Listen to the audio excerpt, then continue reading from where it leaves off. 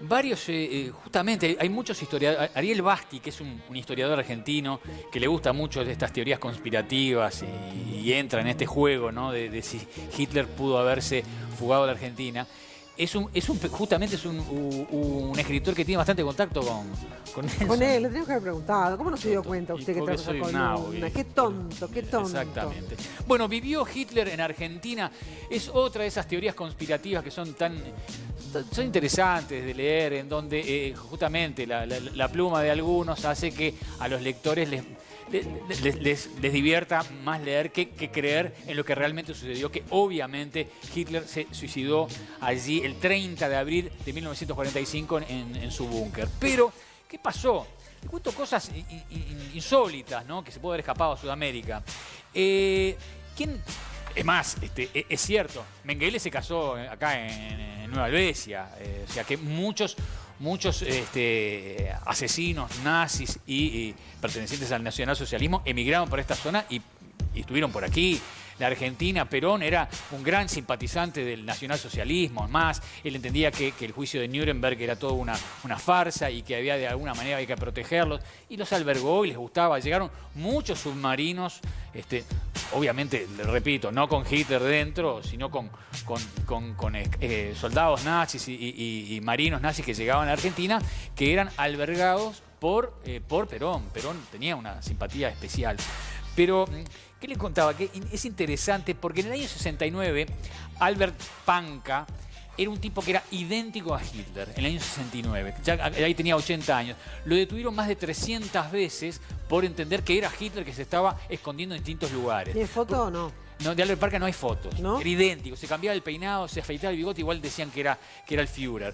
Pero ¿qué pasó? ¿Qué era esta teoría conspirativa? ¿De dónde surge? ¿Quién es el que la motiva? ¿Quién es el que la fogonea? Nada más ni nada menos que otro asesino, ¿no? Un asesino que está en otro bolillero que se le da poca pelota, como fue Stalin, ¿no?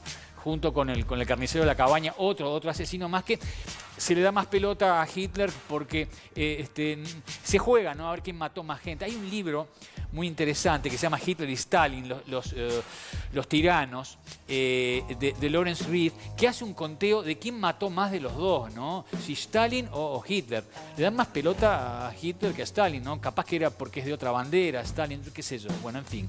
Pero le contaba que el gran motivador y fogoneador de esta historia o esta pseudo historia, ¿no? de que Hitler pudo haber emigrado a la Patagonia, al sur de la Argentina, fue el propio Stalin.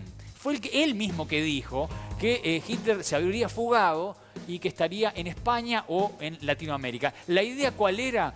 Bueno, generar la figura de Hitler como un cobarde, ¿no? Que no se había suicidado como había prometido hacerlo si perdía la guerra.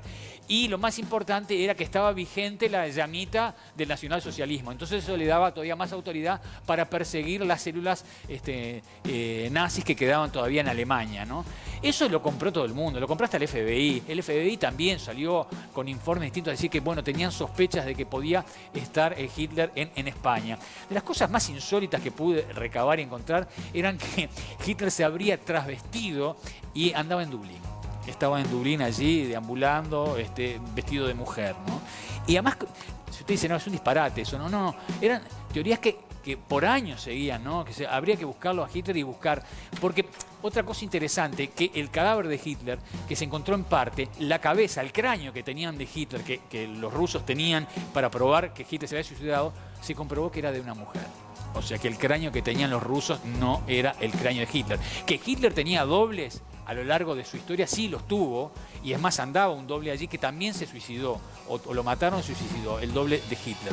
Pero la historia, o lo interesante de la historia, es la posibilidad de que Hitler haya emigrado del búnker allí en Berlín a España, y de España se tomó un submarino y terminó en la Argentina y vivió muy feliz con Eva Braun en el sur de la Patagonia, ¿no? De esos testimonios que hay, como yo le decía, que un amigo justamente, que tonto que no estuvimos preguntarle, de Ariel Basti, que es un historiador, Los testimonios que hay de haberlo visto a Hitler en el sur de la Patagonia son interminables, ¿no? Pero ninguno sale a decirlo con el nombre, ninguno tiene fotos, nada. Son todas cosas habladas. Como les decía más temprano, la China y Carlitos Perciavale supieron contar que lo vieron en Bariloche caminando yendo a esquiar, ¿no? Y de las cosas más disparatadas de estas, digo, que son muy divertidas y hay mucha literatura para leer y contar cómo se dio esta emigración, esta diáspora de Hitler y Eva Braun en Argentina. De las más disparatadas es que vivieron muy felices y tuvieron 2 hijas. Una de ellas sería Angela Merkel. No, eso ya. Esa es brutal, esa está muy buena. Está muy buena, ¿no? Pero, digo, no hay ninguna organización seria de las que persigue criminales nazis en el mundo ha considerado la posibilidad de que Hitler haya vivido en la Argentina. Ni lo buscaron, ¿no? Eichmann sí se supo que estuvo en la Argentina, fue capturado y fue llevado a ser juzgado en Israel.